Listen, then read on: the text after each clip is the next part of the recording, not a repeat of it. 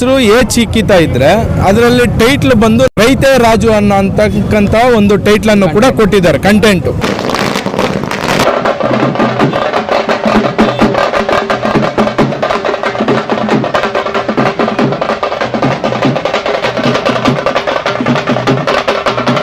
ಒಬ್ಬ ಹುಡುಗ ರೈತ ಕೆಲಸ ಮಾಡಿದ್ರೆ ನಾನು ಹೆಣ್ಮಗು ಕೊಡಲ್ಲ ಅಂತ ಹೇಳ್ಬಿಟ್ಟು ರೈತನ ಕೆಲಸನೇ ಬಿಟ್ಬಿಡ್ತಾನೆ. ಆದರೆ ಹೆಣ್ಮಗು ನಮ್ಮ ಅಪ್ಪನ ಆಸ್ತಿ ಹಂಚೋವಾಗ ನಮ್ಮ ಅಪ್ಪನ ನೇಗ್ಲು, ನಮ್ಮ ಅಪ್ಪನ ಬಿಟ್ಟಿರೋ, ನಮ್ಮ ಅಪ್ಪನ ಕಲಿಸಿರೋ ವ್ಯವಸಾಯ ಮಾತ್ರ ಸಾಕು ಅಂತಾರೆ. ಕಣ್ಣಲ್ಲಿ ನೀರು ಬರುತ್ತೆ ಸರ್. ಅದು ಈ ಮೂವಿಯಲ್ಲಿ ಬಂದಿರೋದು. ಹೇಳ್ಬಾರ್ದು ಸರ್ ಜಾಸ್ತಿ, ಇನ್ನು ಮೂವಿ ಎಲ್ಲ ಹೇಳ್ಬಿಟ್ರೆ ಚೆನ್ನಾಗಿರಲ್ಲ. ಸೂಪರ್ ಆಗಿದೆ. ರೈತರಂತೂ ಕಣ್ಣಲ್ಲಿ ನೀರು ಹಾಕೊಂಡು 100% ಹೋಗ್ತಾರೆ. ಇವತ್ತು ನಮ್ಮ ಸಮಾಜದಲ್ಲಿ ರೈತರಿಗೆ ಮಕ್ಕಳನ್ನ ಕೊಡ್ತಾ ಇಲ್ಲ. ತೆಲುಗಲ್ಲಿ ಒಂದು ಗಾದೆ ಇದೆ, ಪಂಪ್ ಸೆಟ್ పొయ్యి పట్టుకొని మందు పంప్ పట్టుకొని మందు కొట్టేవానికి బిడ్నిచ్చేలే పప్పులా పోయి బాటిల్ పొయ్యి వేసుకొని తాగేవానికి బిడ్నిస్తారు. అట్లా కాలం అయిపోయింది.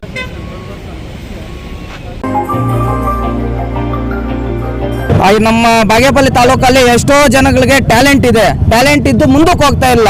ಇವಾಗ ನಾನು ಬೆಳೆದ್ರೆ ಆ ಜನಗಳಿಗೆಲ್ಲ ನಾನು ಟ್ಯಾಲೆಂಟ್ ಇರೋರಿಗೆ ನಾನು ಕೆಲಸ ಕೊಡ್ತೀನಿ. ನೆಕ್ಸ್ಟ್ ಸಿನಿಮಾ ಇದೆ ಸೆಪ್ಟೆಂಬರ್ ಅಲ್ಲ, ಸಿನಿಮಾದಲ್ಲಿ ಟ್ಯಾಲೆಂಟ್ ಇರೋರಿಗೆ ಎಲ್ಲ ನಾನು ಇದು ಆರ್ಟಿಸ್ಟ್ ಆಗಿ ನಾನು ಕರ್ಕೊಂತೀನಿ.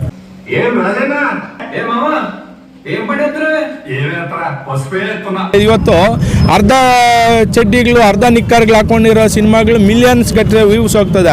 ಅದೇ ನೇಗ್ಲು ಹಿಡ್ಕೊಂಡು ತೋಟದಲ್ಲಿ ರೈತನ ಉಳುಮೆ ಮಾಡೋದು, ಯಾವುದೋ ಒಂದು ಹೆಣ್ಮಗು ಅಡುಗೆ ಮನೆಯಲ್ಲಿ ಕುತ್ಕೊಂಡು ಮುದ್ದೆ ಮಾಡೋದನ್ನ ನಾವು ಆಚೆ ಕಡೆ ಸೋಷಿಯಲ್ ಮೀಡಿಯಾದಲ್ಲಿ ಬಿಟ್ಟರೆ 1000 ಗಟ್ಟಲೆ ಹೋಗ್ತದೆ.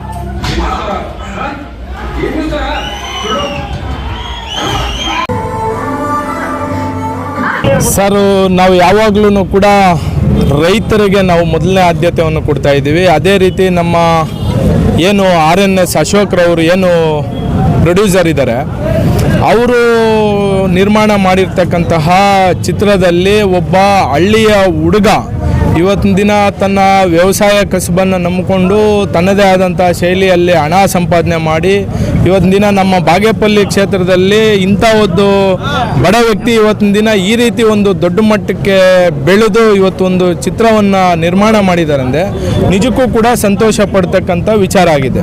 ಅದರಲ್ಲಿ ವಿಶೇಷ ಏನಪ್ಪ ಅಂದರೆ, ಮೂವಿ ಹೆಸರು ಚಿಕ್ಕಿತಾ ಇದ್ರೆ ಅದರಲ್ಲಿ ಟೈಟ್ಲ್ ಬಂದು ರೈತೆ ರಾಜು ಅಂತಕ್ಕಂಥ ಒಂದು ಟೈಟ್ಲನ್ನು ಕೂಡ ಕೊಟ್ಟಿದ್ದಾರೆ ಕಂಟೆಂಟು. ಮೂವಿಯಲ್ಲಿ ವಿಶೇಷವಾಗಿ ಏನಿದೆ ಅಂದರೆ, ಇವತ್ತಿನ ದಿನ ನಾವು 40 ವರ್ಷ, 45 ವರ್ಷ, 50 ವರ್ಷ ಆಗಿದ್ರೂ ಕೂಡ ಇನ್ನೂ ಇವತ್ತು ನಮ್ಮ ಸಮಾಜದಲ್ಲಿ ರೈತರಿಗೆ ಮಕ್ಕಳನ್ನು ಕೊಡ್ತಾ ಇಲ್ಲ. ತೆಲುಗಲ್ಲಿ ಒಂದು ಗಾದೆ ಇದೆ, పంప్ సెట్ పొయ్యి పట్టుకొని మందు పంప్ పట్టుకొని మందు కొట్టేవానికి బిడ్నిచ్చేలే పప్పులా పోయి బాటిల్ పొయ్యి వేసుకొని తాగేవానికి బిడ్నిస్తారు. అట్లా కాలం అయిపోయింది. దాని నుంచి రైతులు విశేషంగా ఇప్పుడు దేశానికి అన్నం పెట్టేవాడు ರೈತೇ ರಾಜು. ಇವತ್ತು ಅನೇಕರು ಹೇಳಿದ್ದಾರೆ, ಈ ನಮ್ಮ ರಾಜ್ಯಗಳಾಗಿರ್ಬೋದು ಆಗಿರ್ಬೋದು, ಯುವಕರಾಗಿರ್ಬೋದು, ಇನ್ನೂ ಹೆಚ್ಚಿನ ಕಂಪ್ನಿಯಲ್ಲಿ ಕೆಲಸ ಮಾಡ್ತಕ್ಕಂಥವ್ರಾಗಿರ್ಬೋದು, ಎಲ್ಲರೂ ಕೂಡ ಸಾವಿರಾರು ಲಕ್ಷಾಂತರ ಸಂಖ್ಯೆಯಲ್ಲಿ ಈ ಚಿತ್ರವನ್ನು ನೋಡಿ ಚಿತ್ರವನ್ನು ಯಶಸ್ವಿ ಮಾಡಿ ಒಳ್ಳೆ ಚಿತ್ರವನ್ನು ನಿರ್ಮಾಣ ಮಾಡಿದ್ದಾರೆ. ಬಡವರ ಮಕ್ಕಳು ಬೆಳಿಬೇಕು, ರೈತರ ಮಕ್ಕಳು ಬೆಳಿಬೇಕು ಅಂತ ನಾನು ಶ್ರೀ ಅರುಣಾಚಲೇಶ್ವರನಲ್ಲಿ ಪ್ರಾರ್ಥನೆ ಮಾಡ್ತಾ, ಏನು ಇಡೀ ಚಿತ್ರತಂಡ ಇದೆ, ನಿರ್ಮಾಪಕರು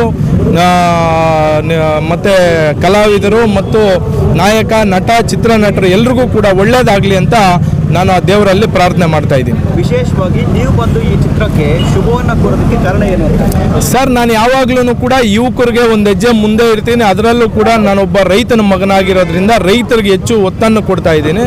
ಆ ಕಾರಣದಿಂದ ರೈತರ ಒಂದು ಚಿತ್ರ ಆಗಿರೋದ್ರಿಂದ ಎಲ್ಲಾನು ಮೂವಿಯಲ್ಲಿ ಎಲ್ಲ ಕಂಟೆಂಟು ಇದೆ, ಒಳ್ಳೊಳ್ಳೆ ಸಾಂಗ್ಸ್ ಇದೆ, ಒಳ್ಳೆ ಎಮೋಷ್ನಲ್ ಇದೆ, ಒಳ್ಳೆ ಫೀಲಿಂಗ್ಸ್ ಇದೆ. ಅದರಲ್ಲೂ ಕೂಡ ರೈತನಂದರೆ ಏನು, ಇವತ್ತು ಬರೀ ನಾಟಕಕ್ಕೆ ಭಾಷಣಕ್ಕೆ ಮಾತ್ರ ಸೀಮಿತ ಆಗಿದೆ ನಮ್ಮ ದೇಶದ ಬೆನ್ನೆಲುಬು ರೈತ ಅಂತ. ಹಂಗಾಗಿ ಇವತ್ತಿನ ದಿನ ಅದು ಆಗಬಾರ್ದು ಅನ್ನೋ ಒಂದು ಚಿತ್ರ ಕಥೆಯನ್ನು ಇಟ್ಕೊಂಡು ಇವತ್ತು ಒಂದು ಒಳ್ಳೆ ಚಿತ್ರವನ್ನು ನಿರ್ಮಾಣ ಮಾಡಿದ್ದಾರೆ. ಅದಕ್ಕೋಸ್ಕರ ಬಂದು ನಾನು ನಮ್ಮ ಅಶೋಕ್ರವರು ಮತ್ತು ನಮ್ಮ ಆರ್ಮಿ ಶ್ರೀನಿವಾಸರು ಅವರು ಕೂಡ ಕಿರುತೆರೆ ನಟರು, ಅವರು ಕೂಡ ಇತ್ತೀಚಿನ ದಿನಗಳಲ್ಲಿ ಸೋಷಿಯಲ್ ಮೀಡಿಯಾದಲ್ಲಿ ಅವ್ರದ್ದೇ ಆದಂಥ ಪ್ರಾಬಲ್ಯವನ್ನು ಬೆಳೆಸ್ಕೊಂಡು ಇಡೀ ನಮ್ಮ 2-3 ಜಿಲ್ಲೆ, ಚಿಕ್ಕಬಳ್ಳಾಪುರ ಜಿಲ್ಲೆ, ಕೋಲಾರ ಜಿಲ್ಲೆ ಹಾಗೂ ಬೆಂಗಳೂರು ಗ್ರಾಮಾಂತರ ಜಿಲ್ಲೆಯಲ್ಲಿ ಅವ್ರದ್ದೇ ಆದಂಥ ಅಭಿಮಾನಿಗಳನ್ನು ಅವರು ಕೂಡ ಸಂಪಾದನೆ ಮಾಡ್ಕೊಂಡಿದ್ದಾರೆ.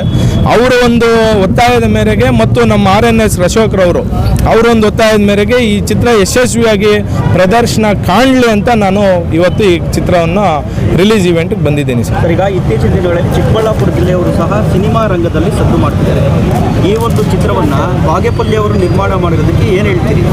ಖುಷಿ ಆಗ್ತಾ ಇದೆ ಸರ್, ಹೆಮ್ಮೆ ಆಗ್ತಾ ಇದೆ. ಇವತ್ತು ಒಬ್ಬ ರೈತನ ಮಗ, ಅದು ಕೂಡ ಒಬ್ಬ ಸಾಮಾನ್ಯ ಒಂದು ಕುಗ್ರಾಮದಲ್ಲಿ ಬೆಳೆದು ಇವತ್ತು ಈ ಮಟ್ಟಕ್ಕೆ ಬೆಳೆದು ನಿಂತಿದ್ದಾರೆ. ಇವರು ಒಂದೊಂದಷ್ಟು ಜನಕ್ಕೆ ಸ್ಫೂರ್ತಿ ಆಗಲಿ, ಇವರೊಂದಷ್ಟು ಯುವಕರಿಗೆ ಸ್ಫೂರ್ತಿ ಆಗಲಿ, ಇವರೊಂದಷ್ಟು ಜನ ರೈತರಿಗೆ ಸ್ಫೂರ್ತಿ ಆಗಲಿ. ನಾನು ಆವಾಗಲೇ ಹೇಳಿದ್ನಲ್ಲ, తోటలో పోయి పంపొట్టు ముందు కొట్టేవానికి బిడ్నిచ్చలే పప్పులో పోయి పొయ్యిపేసుకొని తాగేవానికి బిడ్నేశారు. అది నిర్మూలం కానీ బ్యాంక్ బ్యాలెన్స్ అడిగేది ఇడిచిపెట్టిని ఎన్ని ఎకరాల భూమి ఉంది, ఎంత వ్యవసాయం చేస్తారో, జనం ఇంట్లోకి వస్తే అన్నమేస్తారు.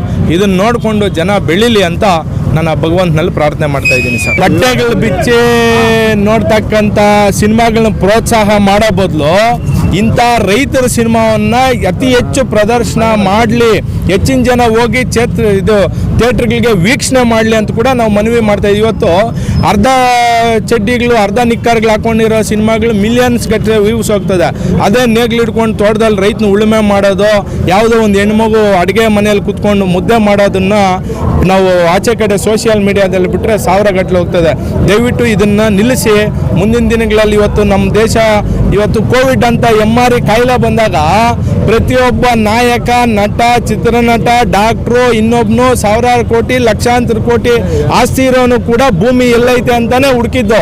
ಇವತ್ತು ಮುಂದಿನ ದಿನಗಳಲ್ಲಿ ಭೂಮಿಗೆ ಬೆಲೆ ಬರ್ತದೆ, ಭೂಮಿಯಲ್ಲಿ ಬೆಳೀತಕ್ಕಂಥ ರೈತನಿಗೂ ಕೂಡ ದೊಡ್ಡ ಮಟ್ಟದಲ್ಲಿ ಬೆಲೆ ಬರ್ತದೆ ಅಂತ ನಾನು ಈ ಸಂದರ್ಭದಲ್ಲಿ ಹೇಳಕ್ಕೆ ಇಚ್ಛೆ ಪಡ್ತಾ ಇದ್ದೀನಿ. ಇವತ್ತು ತುಂಬ ಖುಷಿ ಆಗ್ತಾ ಇದೆ. ಏನಂದರೆ ಎಲ್ಲರಿಗೂ ಗೊತ್ತು, ನಮ್ಮ ಬಾಗೇಪಲ್ಲಿಗೂ ಪ್ರತಿ ತಾಲೂಕು ಡಿಫ್ರೆನ್ಸ್ ಏನಂದರೆ, ಹಿಂದುಳಿದ ನಮ್ದು ಬಾಗೇಪಲ್ಲಿ ಅಂದರೆ ಅದು ಆಂಧ್ರನ ಇಲ್ಲ ಕರ್ನಾಟಕನ ಅನ್ನೋ ಮೊಮೆಂಟಲ್ಲಿದೆ ಸೋಷಿಯಲಲ್ಲಿ. ಇವಾಗ ಏನಾಗಿದೆ ಅಂದರೆ, ನಮ್ಮ ಅಶೋಕಣ್ಣ ಪ್ರೊಡ್ಯೂಸ್ ಮಾಡಿ ಒಂದು ಒಳ್ಳೆ ಮೂವಿ ತಂದಿದ್ದಾರೆ.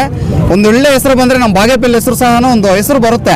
ಯಾರಪ್ಪ ಪ್ರೊಡ್ಯೂಸ್ ಮಾಡಿರೋದು, ಯಾವ ಮೂವಿ ಇದು ಅಂದರೆ 100% ಬಾಗೇಪಲ್ಲಿ ಅವರಂತೆ ಅಂತಾರಲ್ಲ. ಅಶೋಕಣ್ಣ ನಮಗೊಂದು ಪ್ಲಾಟ್ಫಾರ್ಮ್ ಕೊಟ್ಟಿದ್ದಾರೆ.